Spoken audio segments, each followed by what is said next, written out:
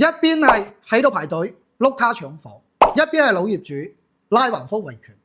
珠海今晚呢個新樓盤啊，真係上晒熱門啦！今次，只要你呢排啊有關注珠海樓市嘅朋友，一定查到唔少呢個樓盤嘅信息。咩以前賣緊17000、15000、12000，依家單價只需要6000幾蚊，總價50幾萬就可以買到真裝3房啦。冇錯，呢啲講嘅就係航城山海匯呢個樓盤啦。點解呢排呢幾日啊佢會咁火爆啊？好簡單，因為降價。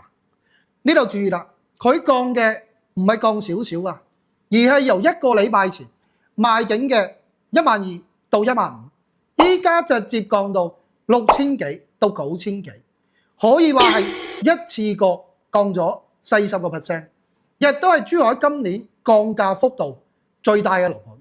所以咧，現場就出現咗老業主拉橫幅維權呢啲事情啦。講真，我都幾理解之前買嗰啲業主幾個月個時間，你諗下就唔見咗幾廿萬啦。